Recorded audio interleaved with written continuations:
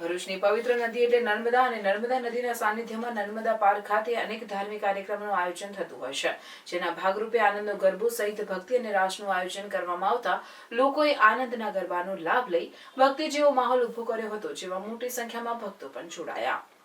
ભરૂચના જાડેશ્વર તપોભૂમિ અને નીલકંઠેશ્વરની બાજુમાં નર્મદા પાર્ક આવેલો છે, જે દિવસ દરમિયાન લોકો માટે ખુલ્લો રહેતો હોય છે, પરંતુ નર્મદા પાર્કમાં ધાર્મિક કાર્યક્રમો અને તહેવારોની પણ અનોખી ઉજવણી કરવામાં આવતી હોય છે, જેના ભાગરૂપે વાણી માર્ટિન પટેલ દ્વારા આનંદનો ગરબો તેમજ ભક્તિ અને રાસનું આયોજન કરાયું હતું, જેમાં આનંદ ગરબા મંડળ માતાની ટીમ સાથે નર્મદા પાર્કમાં ભવ્ય આનંદનો ગરબો સાથે ભક્તિ જેવા